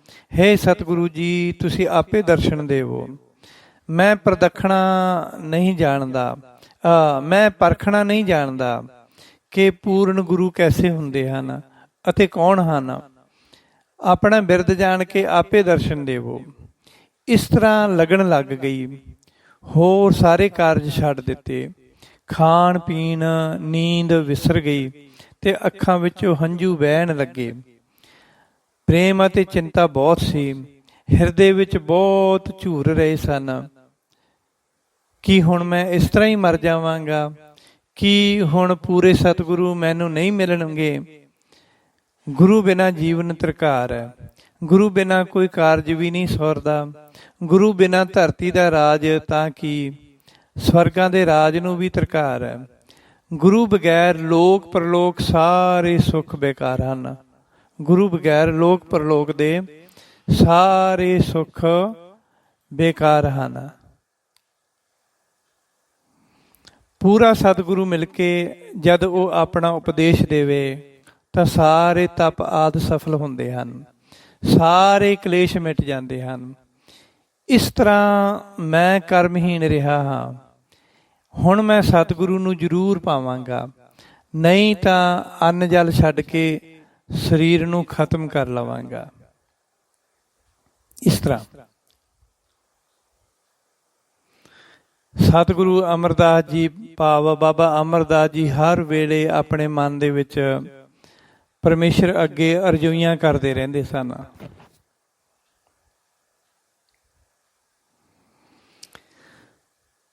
ਸ੍ਰੀ ਗੁਰੂ ਅੰਗਦ ਦੇਵ ਜੀ ਦੀ ਇੱਕ ਪੁੱਤਰੀ ਦਾ ਨਾਮ ਬੀਬੀ ਅਮਰੋ ਸੀ। ਮਾਨੋ ਭਗਤੀ ਹੀ ਸਰੀਰ ਧਾਰ ਕੇ ਧਰਤੀ ਉੱਤੇ ਆਈ ਹੋਵੇ ਅਤੇ ਗੁਰੂ ਅੰਗਦ ਦੇਵ ਜੀ ਦੇ ਘਰ ਪੈਦਾ ਹੋਈ ਹੋਵੇ। ਬਾਬਾ ਅਮਰਦਾਸ ਜੀ ਦਾ ਇੱਕ ਛੋਟਾ ਭਰਾ ਸੀ ਜਿਸ ਦਾ ਨਾਮ ਮਾਣਕ ਚੰਦ ਸੀ। ਸੋ ਮਾਣਕ ਚੰਦ ਦਾ ਬੇਟਾ ਭਾਈ ਜੱਸੂ, ਜੋ ਬੜਾ ਸੂਝਵਾਨ ਤੇ ਗਿਆਨਵਾਨ ਸੀ, ਬੀਬੀ ਅਮਰੋ ਭਾਈ ਜੱਸੂ ਦੇ ਨਾਲ ਵਿਆਹੀ ਹੋਈ ਸੀ। ਬੁੱਧੀਮਾਨ ਬੀਬੀ ਅਮਰੋ ਕਈ ਸਾਲਾਂ ਤੋਂ ਬਾਬਾ ਅਮਰਦਾਸ ਜੀ ਦੇ ਭਰਾ ਮਾਣਕ ਚੰਦ ਦੇ ਘਰ ਵਿੱਚ ਹੀ ਰਹਿ ਰਹੀ ਸੀ, ਪਰ ਉਸ ਦੀ ਮਹਿਮਾ ਕਿਸੇ ਨੇ ਨਾ ਜਾਣੀ। ਬੀਬੀ ਅਮਰੋ ਆਪਣਾ ਜੀਵਨ ਬੜੇ ਨਿਯਮ ਦੇ ਨਾਲ ਨਿਭਾ ਰਹੀ ਸੀ। ਸਾਰਾ ਦਿਨ ਘਰ ਦਾ ਕੰਮਕਾਜ ਕਰਦੀ ਤੇ ਘਰਦਿਆਂ ਦੀ ਹਰ ਆਗਿਆ ਦਾ ਪਾਲਣ ਕਰਦੀ ਸੀ। ਉਹ ਪਿਛਲੀ ਰਾਤ ਜਾਗ ਪੈਂਦੀ ਸੀ ਤੇ ਇਸ਼ਨਾਨ ਕਰਕੇ ਗੁਰੂ ਨਾਨਕ ਦੇਵ ਜੀ ਦੀ ਬਾਣੀ ਦਾ ਬੜੇ ਹੀ ਪ੍ਰੇਮ ਨਾਲ ਪਾਠ ਕਰਦੀ ਸੀ। ਪਿਛਲੀ ਰਾਤ ਮੀਨਸ ਅੰਮ੍ਰਿਤ ਵੇਲੇ। ਉਸ ਰਾਤ ਵੀ ਬੀਬੀ ਨੇ ਅੰਮ੍ਰਿਤ ਵੇਲੇ ਉੱਠ ਕੇ ਇਸ਼ਨਾਨ ਕੀਤਾ ਤੇ ਮਨ ਦੀ ਬਿਰਤੀ ਟਿਕਾ ਕੇ ਗੁਰੂ ਨਾਨਕ ਦੇਵ ਜੀ ਦੀ ਬਾਣੀ ਦਾ ਪਾਠ ਕਰਨ ਲੱਗੀ ਤੇ ਨਾਲ ਨਾਲ ਹੌਲੀ ਹੌਲੀ ਦਹੀਂ ਰਿੜਕ ਰਹੀ ਸੀ। ਉਧਰ ਬਾਬਾ ਅਮਰਦਾਸ ਜੀ ਚਿੰਤਾ ਵਿੱਚ ਸਨ ਤੇ ਸਾਰੀ ਰਾਤ ਜਾਗਦੇ ਰਹੇ। ਸਤਿਗੁਰੂ ਜੀ ਦੇ ਦਰਸ਼ਨ ਕਰਨ ਹਿਤ ਬਾਰ-ਬਾਰ ਬੇਨਤੀਆਂ ਕਰ ਰਹੇ ਸਨ। ਪਹਿਲੀ ਰਾਤ ਰਹਿੰਦਿਆਂ ਉਹਨਾਂ ਦੇ ਕੰਨਾਂ ਵਿੱਚ ਬੀਬੀ ਅਮਰੋ ਜੀ ਦੇ ਸ਼ਬਦ ਪੜ੍ਹਨ ਦੀ ਮਿੱਠੀ ਧੁਨ ਪਈ। ਸੁੰਦਰ ਗੁਰਬਾਣੀ ਨੂੰ ਮਨ ਰੋਕ ਕੇ ਸੁਣਨ ਲੱਗੇ। ਮਿੱਠੀ ਸੁਰ ਹਿਰਦੇ ਵਿੱਚ ਚੁੱਭ ਗਈ, ਹਿਰਦਾ ਪੰਘਰ ਗਿਆ, ਰੁਚੀ ਜਾਗ ਪਈ ਤੇ ਘਰੋਂ ਉੱਠ ਕੇ ਨੇੜੇ ਹੋ ਕੇ ਕੰਧ ਨਾਲ ਲੱਗ ਕੇ ਬਾਣੀ ਸੁਣਨ ਲੱਗੇ। ਜਦ ਪ੍ਰਭਾਤ ਹੋਈ ਤਾਂ ਉਹ ਬੀਬੀ ਅਮਰੋ ਦੇ ਪਾਸ ਗਏ ਤੇ ਪੁੱਛਣ ਲੱਗੇ, ਹੇ ਪੁੱਤਰੀ, ਇੱਕ ਵਾਰ ਫਿਰ ਮੈਨੂੰ ਇਹ ਸ਼ਬਦ ਪੜ੍ਹ ਕੇ ਸੁਣਾਓ। ਮੈਂ ਤਾਂ ਮਰਿਆ ਹੋਇਆ ਸੀ। ਇਹ ਸੁਣ ਕੇ ਜਿਵੇਂ ਮੇਰੇ ਮੂੰਹ ਵਿੱਚ ਅੰਮ੍ਰਿਤ ਦੀਆਂ ਬੂੰਦਾਂ ਪੈ ਗਈਆਂ ਹੋਣ। ਮੈਨੂੰ ਤਾਂ ਇਸ ਸ਼ਬਦ ਨੇ ਜਿਉਂਦਾ ਜਿਹਾ ਕਰ ਦਿੱਤਾ ਹੈ। ਮੇਰੇ ਉੱਤੇ ਤੂੰ ਬੜਾ ਉਪਕਾਰ ਕੀਤਾ ਹੈ। ਇਹ ਸੁਣ ਕੇ ਬੀਬੀ ਅਮਰੋ ਨੇ ਕੁਝ ਸ਼ਰਮਾ ਕੇ ਗੁਰੂ ਜੀ ਦੇ ਸ਼ਬਦ ਦਾ ਉਚਾਰਨ ਕੀਤਾ। ਮਾਰੂ ਮਹੱਲਾ ਪਹਿਲਾ, ਘਰ ਪਹਿਲਾ। ਕਰਨੀ ਕਾਗਦ ਮਨ ਮਸਵਾਣੀ, ਬੁਰਾ ਭਲਾ ਦੋਇ ਲੇਖ ਪਏ। ਜਿਉਂ ਜਿਉਂ ਕਿਰਤ ਚਲਾਏ ਤਿਉਂ ਚਲੀਐ, ਤਉ ਗੁਣ ਨਾਹੀ ਅੰਤ ਹਰੇ। ਚਿਤ ਚੇਤਸ ਕੀ ਨਹੀਂ ਬਾਵਰਿਆ, ਹਰ ਬਿਸਰਤ ਤੇਰੇ ਗੁਣ ਗਲਿਆ। ਇਹਨਾਂ ਪੰਕਤੀਆਂ ਦਾ ਅਰਥ ਹੈ ਕਿ ਆਚਰਣ ਕਾਗਜ਼ ਹੈ ਤੇ ਮਨ ਦਵਾਤ ਹੈ। ਆਚਰਣ ਚਰਿੱਤਰ ਕਾਗਜ਼ ਹੈ ਤੇ ਮਨ ਦਵਾਤ ਹੈ। ਚੰਗੀਆਂ ਤੇ ਮੰਦੀਆਂ ਲਿਖਤਾਂ ਉਸ ਉੱਤੇ ਲਿਖੀਆਂ ਜਾਂਦੀਆਂ ਹਨ। ਜਿਵੇਂ ਪੂਰਬਲੇ ਕਰਮ ਬੰਦੇ ਨੂੰ ਚਲਾਉਂਦੇ ਹਨ, ਤਿਵੇਂ ਹੀ ਬੰਦਾ ਚੱਲਦਾ ਹੈ। ਹੇ ਵਾਹਿਗੁਰੂ, ਤੇਰੇ ਗੁਣਾਂ ਦਾ ਕੋਈ ਅੰਤ ਨਹੀਂ। ਇਹ ਸੁਣ ਕੇ ਬਾਬਾ ਅਮਰਦਾਸ ਜੀ ਬਹੁਤ ਪ੍ਰਸੰਨ ਹੋਏ ਤੇ ਵਿਚਾਰ ਕਰਨ ਲੱਗੇ, ਮੇਰੀ ਦਸ਼ਾ ਹੁਣ ਇਹੋ ਜਿਹੀ ਹੀ ਹੈ ਜਿਹੀ ਸ਼ਬਦ ਨੇ ਪ੍ਰਕਾਸ਼ ਕੀਤੀ ਹੈ।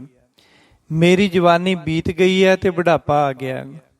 ਉਂਝ ਸੜਿਆ ਗਲਿਆ ਲੋਹਾ ਕਿਸੇ ਕੰਮ ਤਾਂ ਨਹੀਂ ਆਉਂਦਾ, ਪਰ ਜੇ ਇਹੋ ਜਿਹੇ ਲੋਹੇ ਨੂੰ ਪਾਰਸ ਛੂਹ ਜਾਵੇ ਤਾਂ ਉਹ ਸੋਨਾ ਜ਼ਰੂਰ ਬਣ ਜਾਂਦਾ। ਮੇਰੇ ਵਰਗੇ ਸੜੇ ਗਲੇ ਲੋਹੇ ਨੂੰ ਜੇ ਗੁਰੂ ਮਿਲ ਜਾਵੇ ਤਾਂ ਮੈਨੂੰ ਸ਼ੁੱਧ ਸੋਨਾ ਬਣਾ ਦੇਣਗੇ। ਮੈਂ ਤਾਂ ਇਹ ਸਮਝਦਾ ਹਾਂ ਕਿ ਇਹ ਸ਼ਬਦ ਮੇਰੇ ਉੱਤੇ ਹੀ ਲਿਖਿਆ ਹੈ, ਮੇਰੀ ਹੀ ਐਸੀ ਦਸ਼ਾ ਹੈ। ਫਿਰ ਗੰਭੀਰ ਹੋ ਕੇ ਪੁੱਛਣ ਲੱਗੇ, ਇਹ ਸ਼ਬਦ ਕਿਸ ਨੇ ਲਿਖਿਆ ਹੈ ਤੇ ਤੁਸੀਂ ਕਿੱਥੋਂ ਪਾਇਆ ਹੈ? ਇਸ ਦਾ ਰਚਨਹਾਰ ਕੌਣ ਹੈ? ਹੁਣ ਹੈਗਾ ਕਿ ਨਹੀਂ? ਇਹ ਸੁਣ ਕੇ ਬੀਬੀ ਅਮਰੋ ਜੀ ਨੇ ਕਿਹਾ, ਇਹ ਸ਼ਬਦ ਪੂਰਨ ਗੁਰੂ ਗੁਰੂ ਨਾਨਕ ਦੇਵ ਜੀ ਦਾ ਉਚਾਰਨ ਕੀਤਾ ਹੋਇਆ, ਜਿਸ ਨੂੰ ਪੜ੍ਹ ਕੇ ਸੁੰਦਰ ਫਲ ਪ੍ਰਾਪਤ ਹੁੰਦਾ ਹੈ। ਉਹਨਾਂ ਨੇ ਆਪਣੇ ਮੁਖ ਤੋਂ ਬਹੁਤ ਸਾਰੀ ਬਾਣੀ ਉਚਾਰਨ ਕੀਤੀ ਹੈ, ਜਿਸ ਬਾਣੀ ਨੂੰ ਪ੍ਰੇਮ ਨਾਲ ਪੜ੍ਹ ਕੇ ਭਵਸਾਗਰ ਨੂੰ ਪਾਰ ਕਰ ਜਾਈਦਾ। ਮੇਰੇ ਪਿਤਾ ਇਸ ਬਾਣੀ ਨੂੰ ਦੋਵੇਂ ਵੇਲੇ ਪ੍ਰੇਮ ਨਾਲ ਪੜ੍ਹਦੇ ਅਤੇ ਸੁਣਦੇ ਹਨ। ਰਬਾਬੀ ਵੀ ਦੋਵੇਂ ਵੇਲੇ ਇਸ ਬਾਣੀ ਨੂੰ ਪਿਤਾ ਜੀ ਪਾਸ ਬੈਠ ਕੇ ਗਾਉਂਦੇ ਹਨ। ਸਤਿਗੁਰੂ ਨਾਨਕ ਦੇਵ ਜੀ ਹੁਣ ਸਵਰਗਾਂ ਨੂੰ ਚਲੇ ਗਏ ਹਨ ਅਤੇ ਆਪਣੀ ਸਥਾਨ ਉੱਤੇ ਮੇਰੇ ਪਿਤਾ ਜੀ ਨੂੰ ਬਿਠਾ ਗਏ ਹਨ। ਮੈਂ ਪਿਤਾ ਜੀ ਪਾਸ ਬੈਠ ਕੇ ਬਾਣੀ ਸੁਣਦੀ ਰਹਿੰਦੀ ਹਾਂ। ਉੱਥੋਂ ਹੀ ਬਾਣੀ ਕੰਠ ਕੀਤੀ ਹੈ। ਜਿਨ੍ਹਾਂ ਦੇ ਵੱਡੇ ਭਾਗ ਹਨ, ਐਸੇ ਹੀ ਅਨੇਕ ਮਨੁੱਖ ਸਿੱਖ ਹੋ ਕੇ ਬਾਣੀ ਦਾ ਸਿਮਰਨ ਕਰਦੇ ਹਨ, ਜਿਸ ਨਾਲ ਉਹਨਾਂ ਦੇ ਵਿਕਾਰ ਚਲੇ ਜਾਂਦੇ ਹਨ ਅਤੇ ਹਿਰਦੇ ਪ੍ਰਕਾਸ਼ਮਾਨ ਹੋ ਜਾਂਦੇ ਹਨ। ਇਸ ਤਰ੍ਹਾਂ ਬੀਬੀ ਅਮਰਦਾਸ ਜੀ ਨੇ ਗੁਰੂ ਘਰ ਦੀ ਮਹਿਮਾ ਬਾਬਾ ਅਮਰਦਾਸ ਜੀ ਆਪਣੇ ਸਹੁਰੇ ਪਿਤਾ ਜੀ ਨੂੰ ਸੁਣਾਈ। ਇਹ ਸੁਣ ਕੇ ਬਾਬਾ ਅਮਰਦਾਸ ਜੀ ਬੋਲੇ, ਹੇ ਬੇਟੀ, ਕਿਰਪਾ ਕਰਕੇ ਮੇਰੇ ਉੱਤੇ ਇਹ ਉਪਕਾਰ ਕਰੋ। ਮੈਂ ਤੁਹਾਨੂੰ ਨਾਲ ਲੈ ਜਾਵਾਂਗਾ। ਮੇਰਾ ਗੁਰੂ ਜੀ ਨਾਲ ਮਿਲਾਪ ਕਰਾ ਦੇਵੋ। ਹੁਣ ਰਿਹਾ ਨਹੀਂ ਜਾਂਦਾ। ਮੈਂ ਬਿਰਧ ਹਾਂ, ਅਣਜਾਣ ਤੇ ਸਮਰੱਥਾ ਤੋਂ ਬਗੈਰ ਹਾਂ। ਹੇ ਮੇਰੀ ਸਿਆਣੀ ਪੁੱਤਰੀ, ਤੂੰ ਮੈਨੂੰ ਮਰਦੇ ਨੂੰ ਜੀਵਤ ਕਰ ਲਿਆ ਹੈ। ਬੀਬੀ ਅਮਰੋ ਜੀ ਨੇ ਕਿਹਾ, ਤੁਸੀਂ ਸਾਡੇ ਵੱਡੇ ਹੋ, ਤੁਹਾਡੇ ਹੁਕਮ ਦੀ ਪਾਲਣਾ ਕਰਨੀ ਬਹੁਤ ਜ਼ਰੂਰੀ ਹੈ। ਤੁਹਾਡੇ ਹੁਕਮ ਦੀ ਪਾਲਣਾ ਮੈਂ ਜ਼ਰੂਰ ਕਰਾਂਗੀ। ਤੁਸੀਂ ਮੇਰੇ ਸਹੁਰੇ ਦੀ ਥਾਵੇਂ ਹੋ ਤੇ ਪਿਤਾ ਦੇ ਬਰਾਬਰ ਸਮਝਦੀ ਹਾਂ, ਪਰ ਇੱਕ ਗੱਲੋਂ ਡਰਦੀ ਹਾਂ ਕਿ ਪਿਤਾ ਦੀ ਆਗਿਆ ਬਗੈਰ ਕਿਵੇਂ ਚਲੀ ਜਾਵਾਂ। ਮੈਂ ਆਪਣੇ ਗੁਰੂ ਪਿਤਾ ਜੀ ਦੇ ਬੜੇ ਅਦਬ ਨਾਲ ਦਰਸ਼ਨ ਕਰਦੀ ਹਾਂ। ਸਦਾ ਉਹਨਾਂ ਦੀ ਰਜ਼ਾ ਵਿੱਚ ਰਹਿੰਦੀ ਹਾਂ। ਉਹਨਾਂ ਦੇ ਬੁਲਾਏ ਬਗੈਰ ਮੈਂ ਉਹਨਾਂ ਦੇ ਪਾਸ ਨਹੀਂ ਜਾਂਦੀ ਤੇ ਵਿਦਾ ਲਏ ਬਗੈਰ ਉੱਥੋਂ ਵਾਪਸ ਨਹੀਂ ਆਉਂਦੀ। ਕਿਤੇ ਗੁੱਸੇ ਹੋ ਕੇ ਕੁਝ ਕਹਿ ਹੀ ਨਾ ਦੇਣ, ਬਸ ਇਸ ਗੱਲੋਂ ਹੀ ਡਰਦੀ ਹਾਂ। ਬਾਬਾ ਅਮਰਦਾਸ ਜੀ ਕਹਿਣ ਲੱਗੇ, ਤੂੰ ਚਿੰਤਾ ਨਾ ਕਰ। ਜਿਹੜੇ ਸਤਿਗੁਰੂ ਹੁੰਦੇ ਹਨ, ਉਹ ਹਰ ਘਟਨਾ ਦੇ ਅੰਤਰਜਾਮੀ ਹੁੰਦੇ ਹਨ।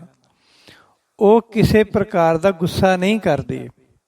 ਮੇਰੇ ਪ੍ਰੇਮ ਨੂੰ ਵੇਖ ਕੇ ਦਾਸ ਜਾਣ ਕੇ ਆਪਣੇ ਪਾਸ ਰੱਖ ਲੈਣਗੇ ਤੇ ਕਲਿਆਣ ਦਾ ਰਾਹ ਵਿਖਾਉਣਗੇ। ਆਪਣੇ ਵਡੇਰੇ ਦੀ ਬੇਨਤੀ ਸੁਣ ਕੇ ਬੀਬੀ ਅਮਰੋ ਜੀ ਨੇ ਜਾਣ ਦੀ ਤਿਆਰੀ ਕਰ ਲਈ। ਝੀਵਰਾਂ ਨੂੰ ਡੋਲੀ ਸਹਿਤ ਮੰਗਵਾਇਆ ਤੇ ਡੋਲੀ ਵਿੱਚ ਬੈਠ ਗਈ। ਸ਼ੁੱਧ ਤੇ ਠੰਡੀ ਹਵਾ ਚੱਲ ਰਹੀ ਸੀ। ਸ਼ੁਭ ਸ਼ਗਨ ਦੇਖ ਕੇ ਬੀਬੀ ਅਮਰੋ ਡੋਲੀ ਵਿੱਚ ਬੈਠੇ ਤੇ ਬਾਬਾ ਅਮਰਦਾਸ ਜੀ ਨੂੰ ਨਾਲ ਲਿਆ। ਬਾਬਾ ਅਮਰਦਾਸ ਜੀ ਪੈਦਲ ਅਤੇ ਬੀਬੀ ਅਮਰੋ ਜੀ ਡੋਲੀ ਵਿੱਚ ਬੈਠੇ ਤੇ ਖੰਡੂਰ ਦੇ ਰਾਹ ਪੈ ਗਏ। ਹੌਲੀ ਹੌਲੀ ਰਾਹੇ ਰਾਹ ਜਾ ਰਹੇ ਸਨ। ਜਦ ਖਡੂਰ ਪਿੰਡ ਦੇਖਿਆ ਤਾਂ ਬੀਬੀ ਅਮਰੋ ਨੇ ਕਿਹਾ, ਹੇ ਪਿਤਾ ਜੀ, ਤੁਸੀਂ ਪਿੰਡ ਦੇ ਲਾਗੇ ਬੈਠਣਾ। ਮੈਂ ਪਹਿਲਾਂ ਘਰ ਜਾਵਾਂਗੀ ਤੇ ਸਤਿਗੁਰੂ ਜੀ ਪਾਸੋਂ ਪੁੱਛਾਂਗੀ। ਜੇ ਪ੍ਰਸੰਨ ਹੋ ਕੇ ਆਗਿਆ ਦੇਣਗੇ ਤਾਂ ਤੁਸੀਂ ਫੇਰ ਮਿਲ ਲੈਣਾ ਤੇ ਉਹਨਾਂ ਦੀ ਰਜ਼ਾ ਦੇਖ ਕੇ ਉਹਨਾਂ ਦੇ ਪਾਸ ਰਹਿਣਾ। ਇਸ ਤਰ੍ਹਾਂ ਧੀਰਜ ਦੇ ਕੇ ਬੀਬੀ ਅਮਰੋ ਜੀ ਘਰ ਚਲੀ ਗਏ। ਸ਼ਰਧਾ ਧਾਰ ਕੇ ਆਪਣੇ ਪਿਤਾ ਜੀ ਨੂੰ ਮਿਲੀ ਅਤੇ ਅੰਤਰਜਾਮੀ ਸਤਿਗੁਰੂ ਜੀ ਦੇ ਪਾਸ ਬੈਠ ਗਈ। ਸਤਿਗੁਰੂ ਅੰਗਦ ਦੇਵ ਜੀ ਨੇ ਕਿਹਾ, ਬੇਟਾ ਜੀ, ਤੁਹਾਨੂੰ ਬੁਲਾਇਆ ਤਾਂ ਨਹੀਂ ਸੀ।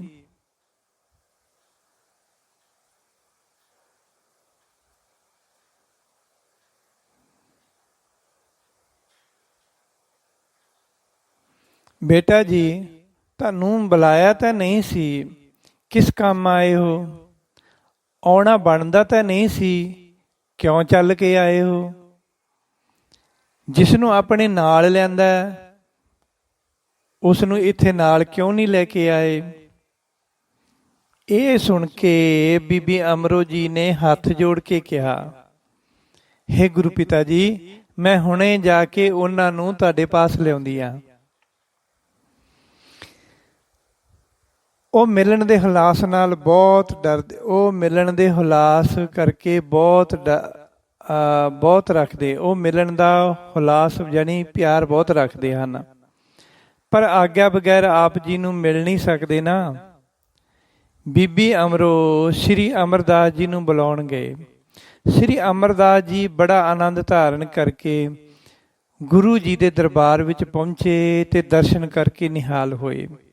ਦੇਖਿਆ ਕਿ ਗੁਰੂ ਜੀ ਦਾ ਚਿਹਰਾ ਕਮਲ ਵਾਂਗ ਖਿੜ ਰਿਹਾ ਸੀ ਤੇ ਬਿਰਤੀ, ਪ੍ਰੇਮ, ਈਰਖਾ, ਦੁੱਖ ਸੁੱਖ ਆਦਿ ਤੋਂ ਨਿਰਲੇਪ ਸੀ। ਸੰਸਾਰਕ ਰਿਸ਼ਤੇ ਨੂੰ ਦੇਖ ਕੇ ਸ੍ਰੀ ਅਮਰਦਾਸ ਜੀ ਗੁਰੂ ਜੀ ਦੇ ਕੁੜਮ ਦੇ ਵੱਡੇ ਭਰਾ ਸਨ।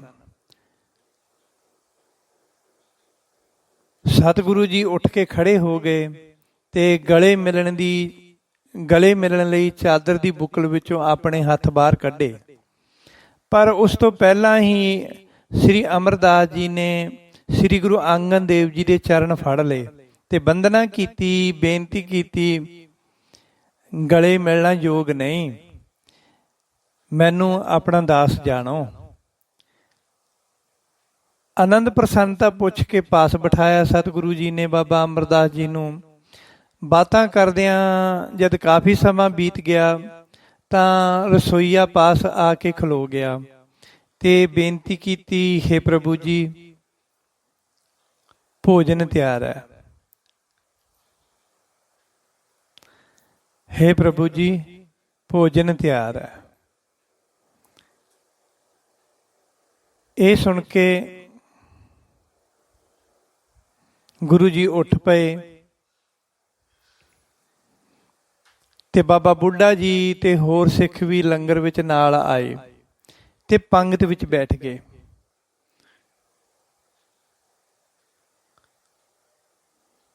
ਸ੍ਰੀ ਗੁਰੂ ਅੰਗਦ ਦੇਵ ਜੀ ਮਹਾਰਾਜ ਸੱਚੇ ਪਾਤਸ਼ਾਹ ਜੀ ਸੰਗਤ ਵਿੱਚ ਬੈਠੇ ਸ਼ੋਭ ਰਹੇ ਸਨ। ਭੋਜਨ ਦੀ ਪਹਿਲੀ ਗਰਾਸ ਗੁਰੂ ਅੰਗਦ ਦੇਵ ਜੀ ਨੇ ਗ੍ਰਹਿਣ ਕੀਤੀ ਤੇ ਫਿਰ ਸਾਰੀ ਸੰਗਤ ਨੇ ਪ੍ਰੇਮ ਸਹਿਤ ਲੰਗਰ ਛਕਿਆ। ਦੇਖੋ, ਭੋਗ ਲਵਾਉਣ ਦੀ ਪ੍ਰਥਾ ਸ਼ੁਰੂ ਤੋਂ ਹੀ ਚੱਲੀ ਆਉਂਦੀ ਹੈ, ਲੰਗਰ ਦਾ ਭੋਗ ਲਵਾਉਣ ਦੀ।